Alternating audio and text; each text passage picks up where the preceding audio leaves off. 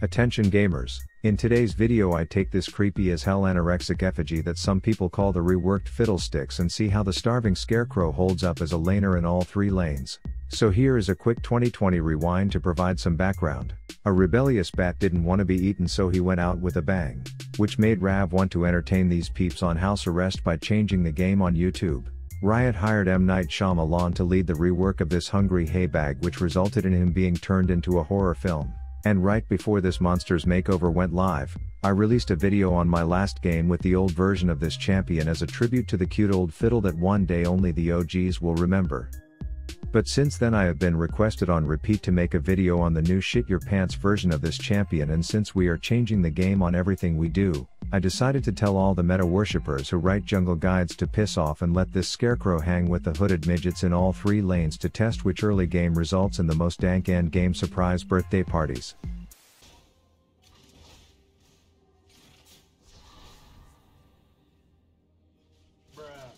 Now if you are stoked to see what happens when you plop this scarecrow in a lane, please kindly slap the crap out of that upward thumb button and subscribe to my channel for more.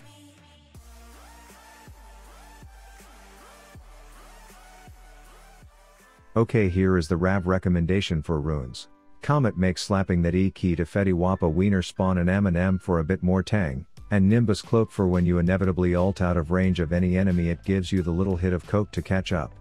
Then Transcendence so you can throw surprise parties more often, and Scorch makes lane trades on this hay bag a bit better.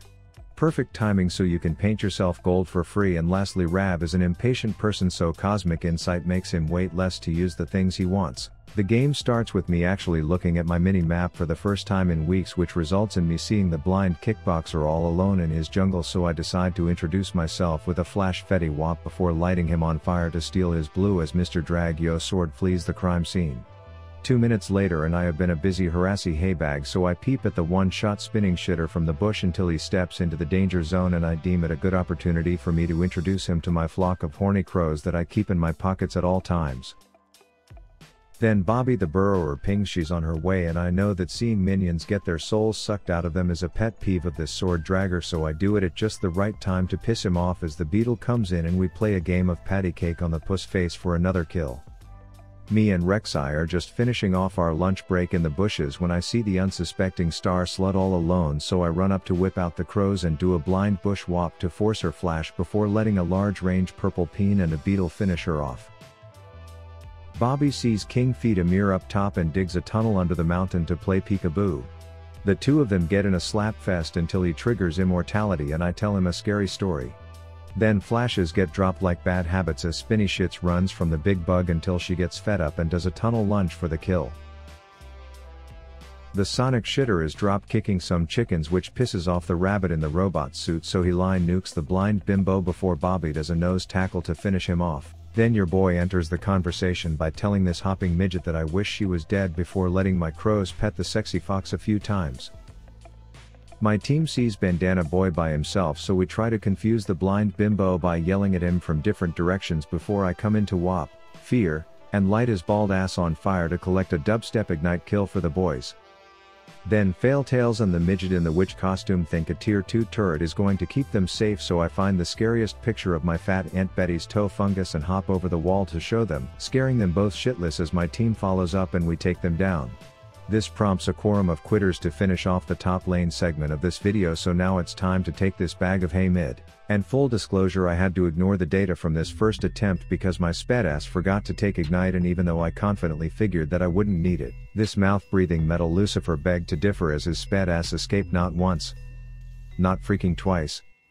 but 3 damn times with less than 10 health.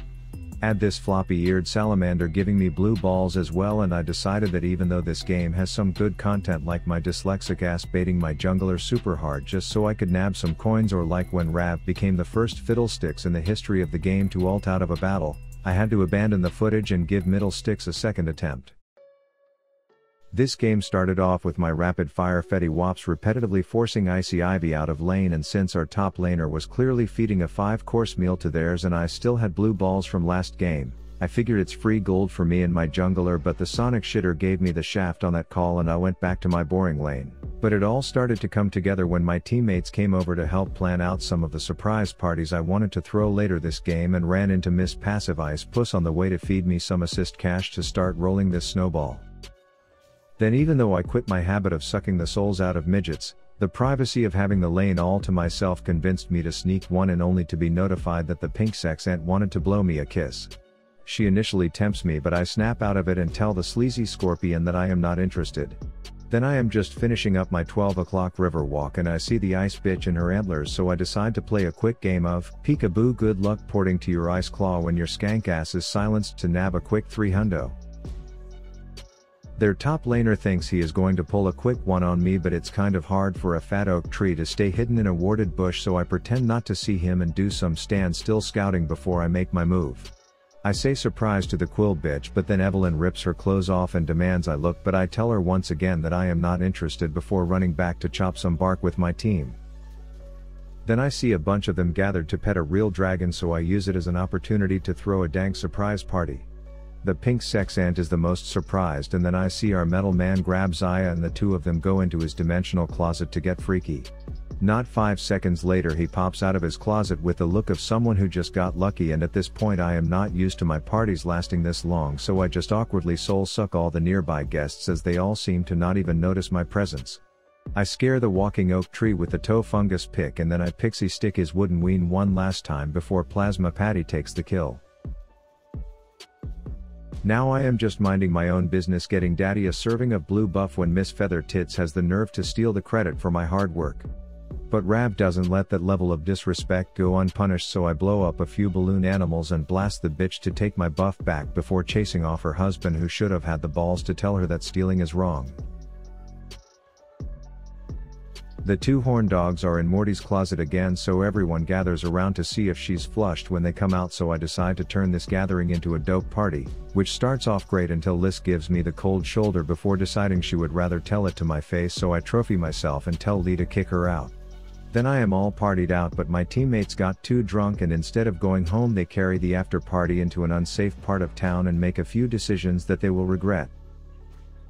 Zaya told her teammates that Mordekaiser has a small ween and they are all making fun of him now, so I run in to try and distract them, only for him to pull all three of them out of my vortex of swirling balloons, which results in my generosity getting me killed, to which he apologizes, and my not toxic but clearly dyslexic ass responds with, "Algae." My team just jerked off the river ween and I see Miss Color Quills all alone, so I poured in to tell the bitch to stop spreading rumors about the size of Mordekaiser's mace.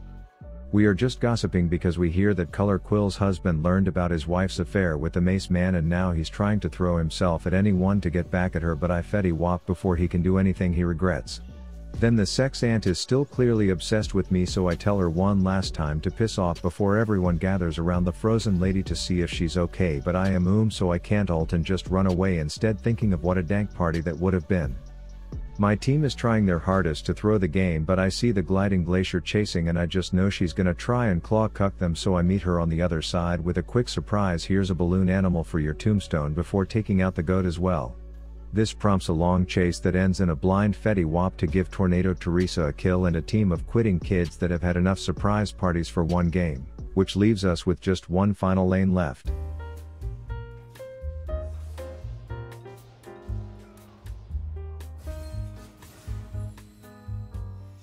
The bot lane game started with one-shot Tumble Tits thinking that keeping her somersault off cooldown would keep her safe, but this scarecrow isn't stupid, as I predict a fetty wop behind the hoe for the kill.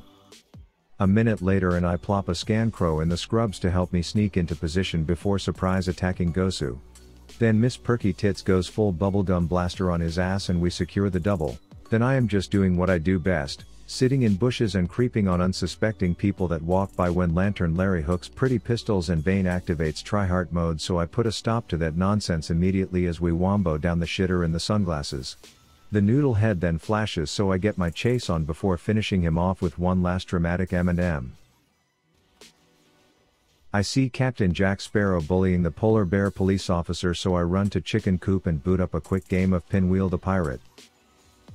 Then me and Pretty Pistols get a call that a walking skeleton and the purple dart farter are trying to vandalize a statue, so we shoo them away until Vane sees my fake fiddle in the bush and dodges it as if my real ass wasn't the one chasing her away in the first place.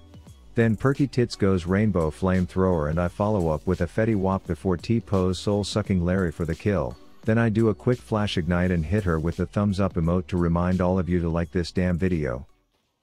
Now this scarecrow is an overachiever and has been taking night classes on party planning, and they taught me that making a grand entrance from the enemy chicken cove makes for the perfect surprise, and boy did it catch Captain Cuckynuts off guard as I light a small fire under Skelly Boy's bum and patiently wait for it to take effect. Then Echo runs in and gives Time a titty twister to prove that when he was younger he would be able to kick the shit out of the polar bear as I reaper whack the kitty. I secure my triple and then spectate the end from the trophy stands as Tumble Tits arrives just in time to be useless.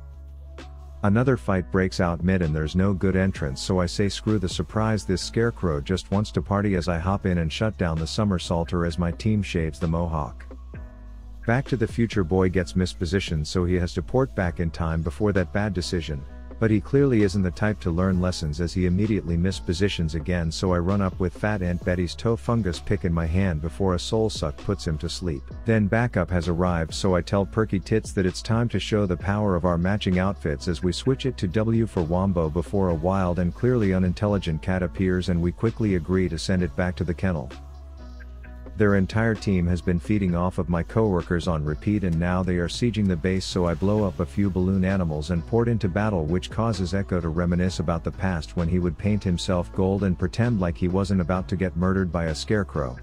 He thaws out and I play follow the flashing leader before Tumble Tits enters the battle and staples me to the wall, so I trophy myself and slyly reach for the toe fungus pick so that I can gross her out and pinwheel the bitch for the kill before Pixie sticking the skeleton. We end up losing this game because despite my best efforts, my own teammates kept blowing off my parties, which resulted in some lonely times, but at the end of the day this piss pit is a team game and there is no I in team. But my teammates proved that there are 4 eyes in inting idiots, so all we got out of this game was the memories of some dank parties and the look on Captain Jack Sparrow's face when I shoved a balloon monkey up his asshole.